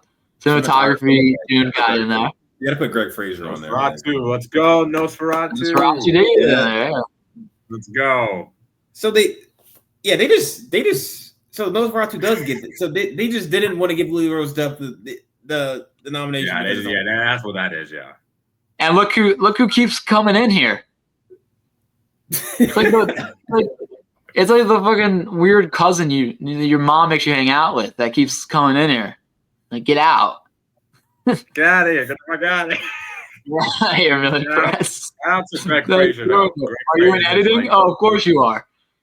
Shout out to Greg Fraser, though. Shout out to Greg Fraser. He's everywhere. Amelia Perez is everywhere. Editing. Dune Part 2's here. Conclave and Nora. No, I think Nosferatu should have got it. Nosferatu's not here.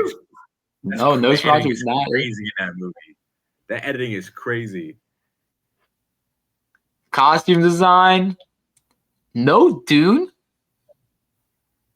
That's cool. That's no Dune. Yeah, Nosferatu. Wicked's probably, and it probably deserves it. Yeah. Conclave. How did Conclave get costume design? It's just a bunch of. Isn't it just about popes? Yeah, it's just whatever you call it. It's a gown. Everyone wears the same thing in that movie. Okay. A makeup, hair, substance. That should get that, right? Yeah. Makeup, body horror stuff in this. Like, come on, dude. Honestly, I think either Nosferatu or Substance. Yeah, this should be one of those. Do horror movies.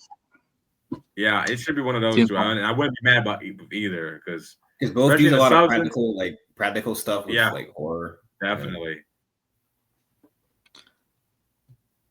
Oh boy, dude. Where is challenge? Where is Challengers?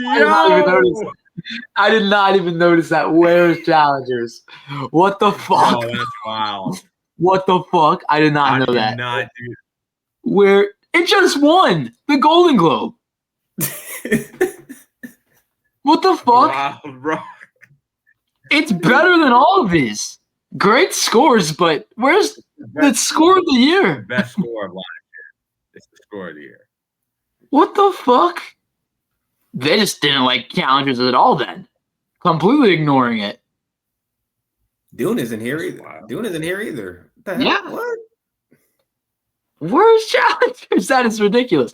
Well, it was Nosferatu. You know what is here, though? Look what is here. Oh, yeah. The fuck?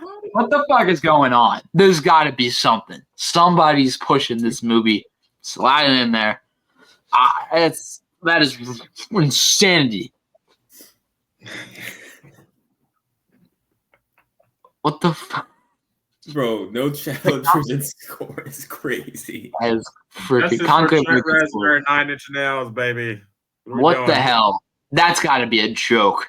Trent Reznor, Atticus Ross, man. That's the front runner for best score at the Oscars. Should be. Should win it. The challengers should win best the score. I'm Brits sorry. hate the Brits hate challengers, man. What the fuck is going on? Challengers should win best score. By far. Okay, glad no Production Nosferatu got in that one. We probably got this. Dune Part 2 They're better trying get to in get this a one. lot of stuff for the BAFTAs, actually.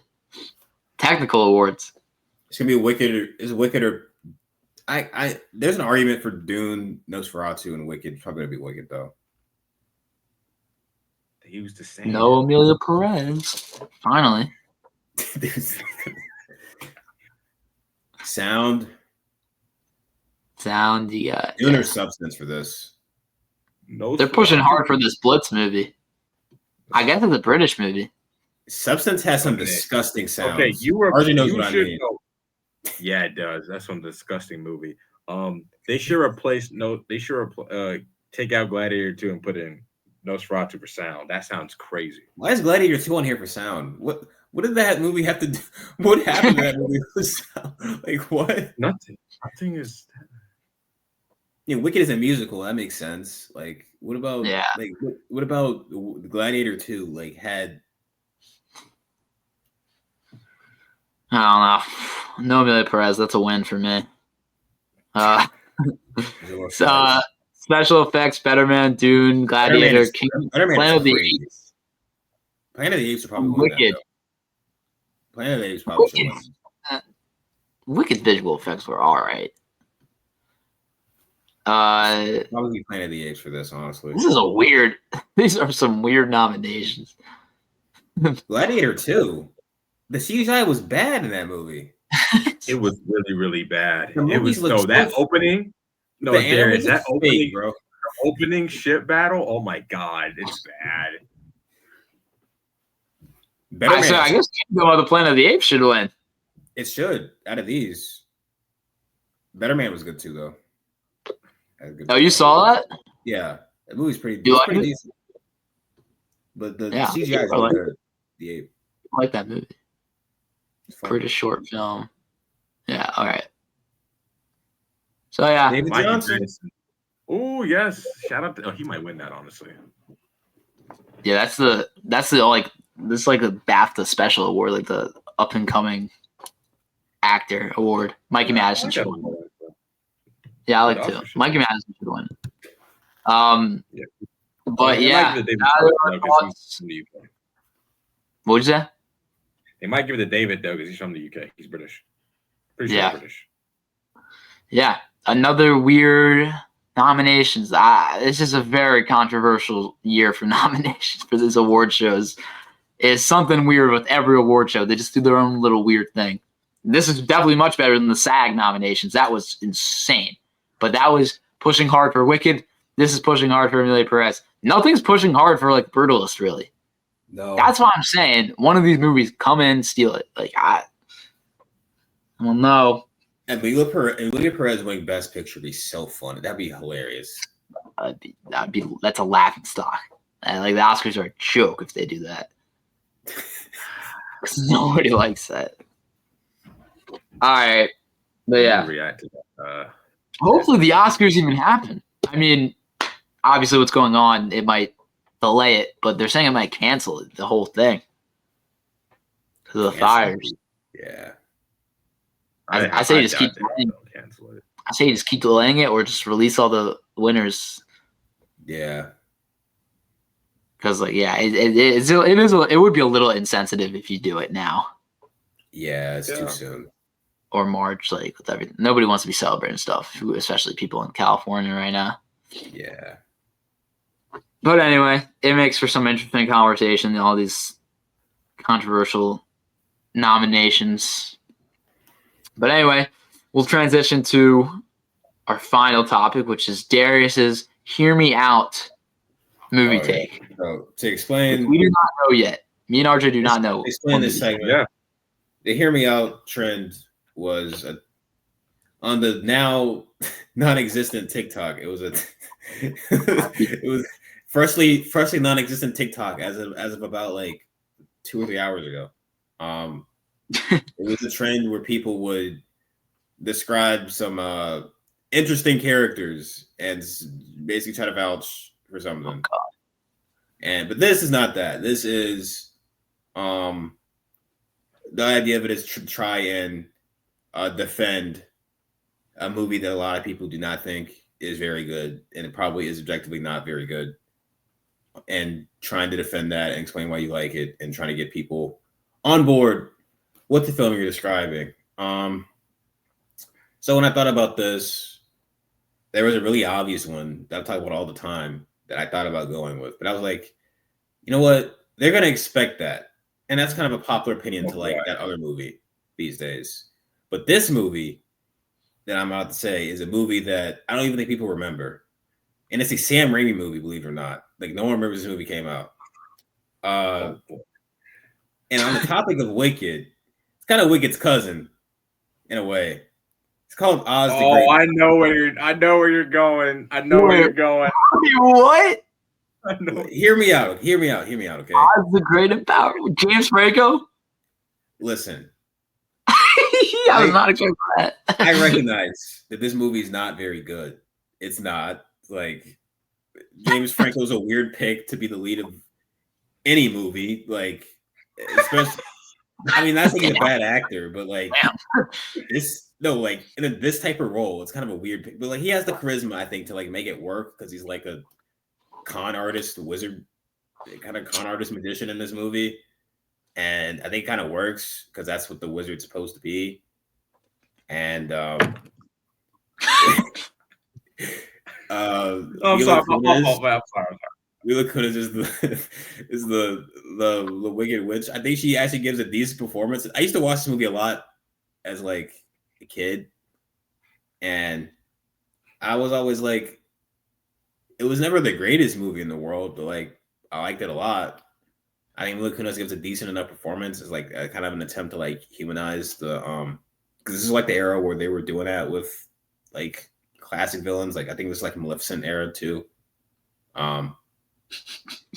Yeah, this movie, honestly, that's what I thought of right when you said that movie. Like this movie's a lot of fun to me. Like it's just like a super weird and like out there Sam Raimi take on like the Wizard of Oz world, and I kind of respect it for that. Like it's the main character is kind of a dick the whole time.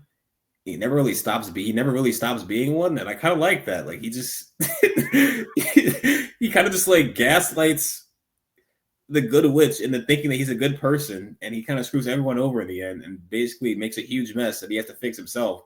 And the movie just kind of like ends after that, and it's like, well, he's not a good person, so why does everyone think he's a good person? I kind of like that it just ends like that. It's really funny.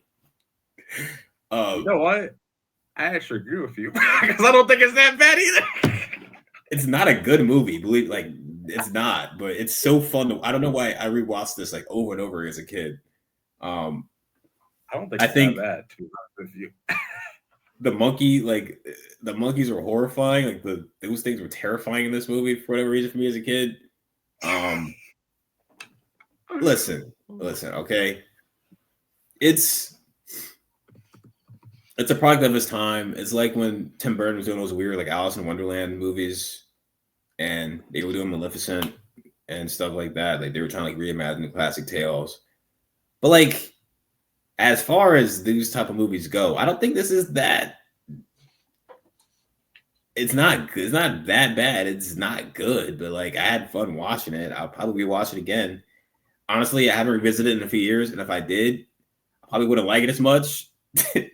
But yeah, it's a fun time. Like it's a fun action adventure movie. They're not afraid to let the main character just kind of be like a bad person, and he doesn't really change, which you could say is a failure of the movie, but it's kind of funny that he doesn't really change that much. And they just kind of accept that and just kind of let him rule them at the end. It's kind of like, what the hell? Like, why does James Franco's character just get off scot-free for what he did? But yeah, and I think Mila Kunis gives a decent performance, kind of manipulated into being the Wicked Witch. And yeah. Man, I was not expecting that. I did not expect you to go that. At all. Yeah. I didn't expect that at all. I watched this movie once years ago, and I just remembered I saw the theaters with my dad. Really bad. Because as a big fan of The Wizard of Oz growing up, I was like a really big fan. Like I'd always watch that movie. This movie just completely abandons, I think, all the themes that The Wizard of Oz has, and it just That's why I like it. it just but it seems like a totally different thing. I think you're doing a prequel to something. You just don't abandon all those themes and what made that movie work. No, you build on that movie. I don't think it did at all. Especially when I also saw the Wicked play on Broadway, which I think is a really good prequel to The Wizard of Oz and a really interesting story. And I'll talk about the Broadway show, not the movie, but really good concept, really good. It makes you look at the Wizard of Oz movie totally differently. This movie does that a little bit with The Witch, I guess, but I think just Wicked, which is already established, well-known, story and musical at the time, does it much better and it elevates that movie, makes that movie better, adds things onto it. This movie just doesn't. It just seems like it kind of seems like a studio cash grab. I think it's like a really pointless and boring movie from what I remember. Like I said, I don't think it adds much to the Wicked of Oz movie that Wicked did. I remember it looking pretty bad too, like that shot of Mila Kunis as the witch. And I don't think Mila Kunis is a great actress, and she's leading the movie like I don't know. James Franco also, I think, a really weird pick. I mean, it kind of works for like the slimy like con art, like I like to deal with the wizard in concept, like because the wizard, when you see him in The Wizard of Oz, he's like a phony, like that's the whole thing. He's not a wizard; he's just a dude with like science. Yeah, he's like a magician basically, and I like that they kind of expanded on that. And he's kind of like he has a whole thing at the beginning of the movie where he's like rip people off and like trying to chase them down and stuff. I don't know. Yeah. I do agree that it's a big departure from The Wizard of Oz because it kind of makes the wizard look like an asshole. And I mean, I guess he always kind of was because he's that's not the problem. Yeah, he was always unlikable. But like, I like the fact that he really just causes every single problem in this movie, and that he just doesn't fix it. And then, like, by the end of the movie, like no one can, like they just accept the fact that he just did. Like, it's so funny that he just a character like because he screws over the Wicked Witch, like he plays with her heart, and then like her sister manipulates her, but like he did screw her over, and then like he just faces no repercussions for that, and it's just like, well, that's bad storytelling, but it's kind of funny. That this dude like just ruins this entire like world and gets away with it and like becomes a ruler and continues to lie to them for like years and years. And he basically wins by lying. Like, I'm serious. The final battle in this movie, he wins by making the enemy think that he's like an all-powerful wizard. He wins by lying. This movie's lesson is that lying is good. That's the lesson. Lying is good. You should do it. Like that's. So it sounds like you're saying it's a movie that's so bad it's good. Yeah. Basically. Okay. I can understand that. It's fun to watch. I like it. Doesn't feel like a Sam Raimi movie at all. It's not good. When's the last time you guys watched it? Like it's been years. 3 years ago. 3 years ago? Yeah. What about you, RJ? It's been years for me. Yeah, I think you should give it a rewatch and see if you still like it. How old were you when you watched it? Well, no, I don't think it's a great movie. I'm not saying it's good. I didn't say that either. I agree with Derek. No, I like that. I like everything that Derek said. That I like that it does that. I don't know. I just okay. I just think it's a point. I'm not a Wizard of Oz guy, so like I understand why you're saying you don't like it. Like for me, I went to watch it because the only reason why I saw it because my dad wanted to watch. He wanted to watch it because when I was young, he wanted to watch it, and I was like, okay, let's watch it. I just think it's pointless more than anything. I like. What's the point? We already have a Wizard of Oz prequel and Wicked. What is it on? I might watch that tomorrow after work. I have a feeling that if I watch this, because I didn't watch all of it through. I watched like Perfect Disney Plus. it was on TV, I think, and like I saw like half of it, the last half of it. And I was like, Wait, Zach Braff was in this movie? There's a lot of random people. Michelle Yeah, Wood he's was in in great that. movies. Rachel White? What the Yeah, I hell is remember going she's on? in it. She's like the sister, I think. Yeah. Abigail. It has like a Of course, Bruce. decent cast. Well, I don't know. Yeah, I think The it's just fact that Sam Raimi directed this is so funny to me. It's hilarious. there's very much Sam Raimi moments in this movie. What Yeah, I like remember. the random horror scene with like the monkeys are Yeah. horrifying in this movie. Like Jesus Christ, they're so scary in that. It's very much a Sam Raimi movie. You could tell it's a Sam Raimi movie. I have one. The Room. No, I'm kidding. That's an obvious. That That movie's is a hilarious movie. my original pick was gonna be Speed Racer, but like the internet. I love knows Speed Racer, man. Everyone loves that movie now. Like everyone loves that movie now, so it's not really that unpopular anymore. Like everyone has finally realized it's a good movie. So Speaking of James Franco and The Room, that's a fucking great movie where they made a movie about the making of The Room with James Franco. Disaster Artist. Disaster Artist. Yeah. That was a really funny movie. That was a good James Franco movie.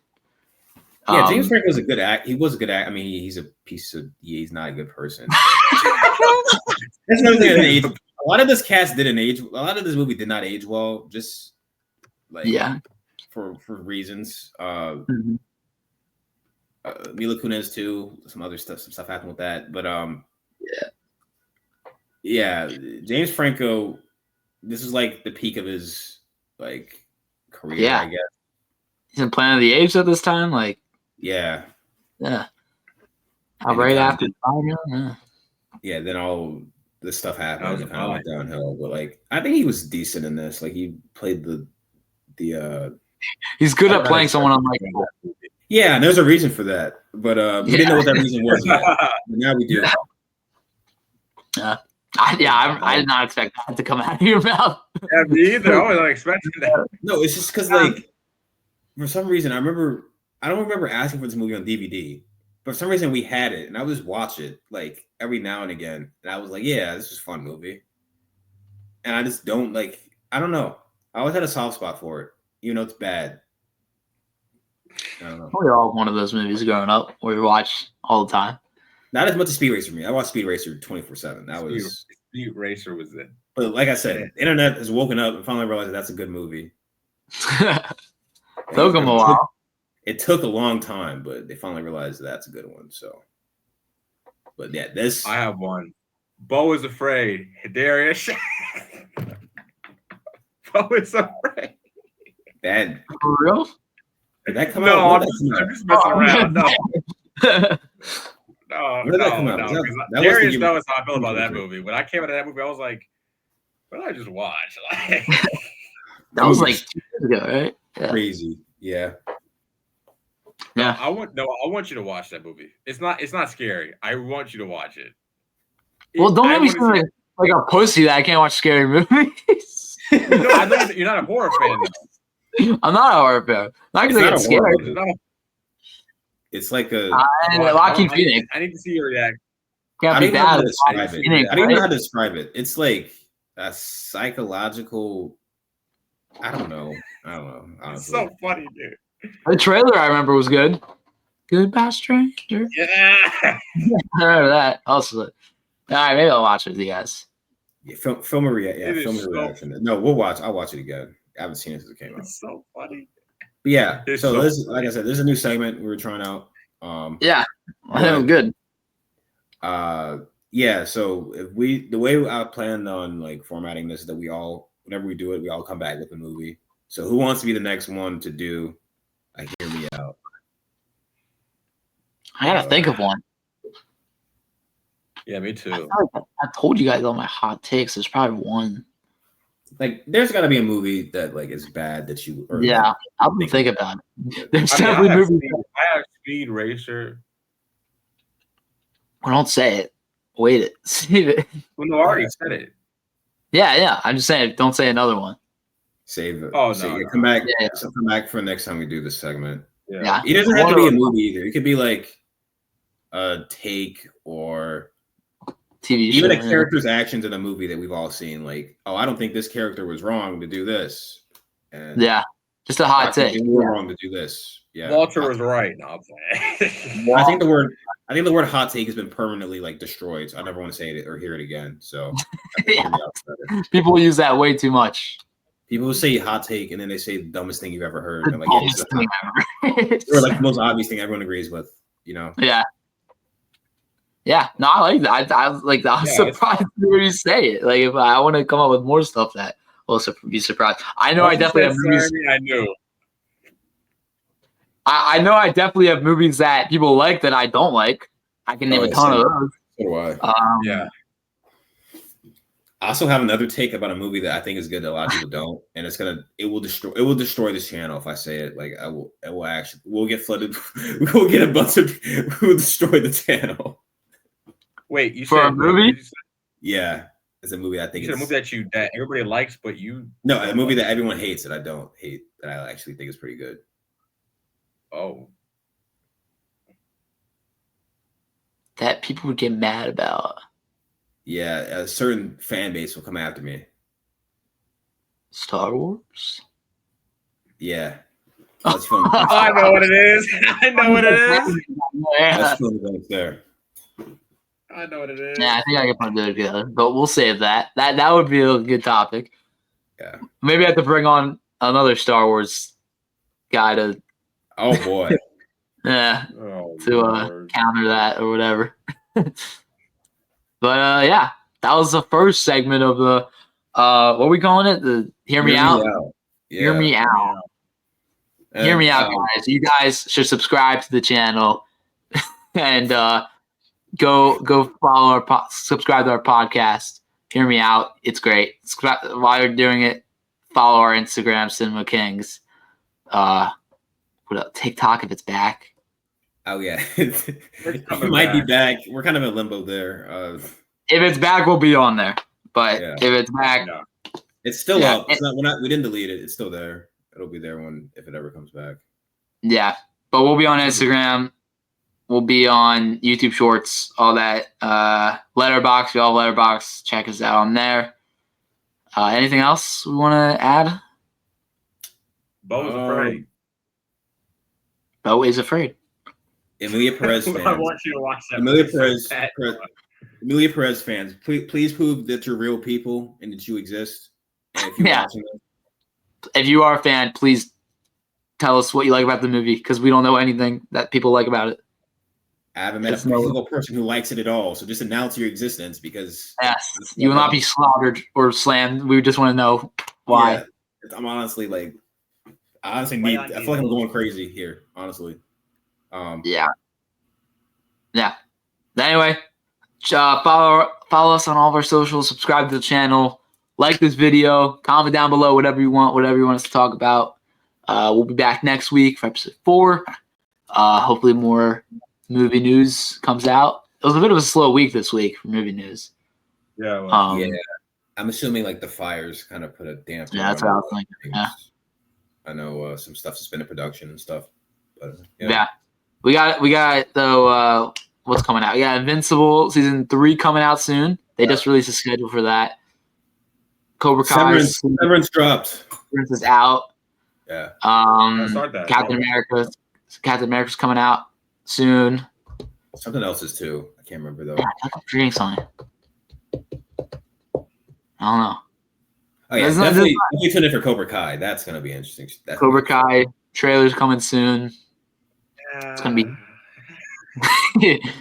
be explosive. Explosive season. I'm cautiously optimistic for the last 5. Yeah, when Cobra Kai's coming out, we'll get it. I'm sure we'll talk about it. We got a lot of plans for stuff like that about Cobra Kai. We'll see videos planned for that. Definitely. But yeah, thank you guys for watching. Follow us all, and we will see you next week. Peace out.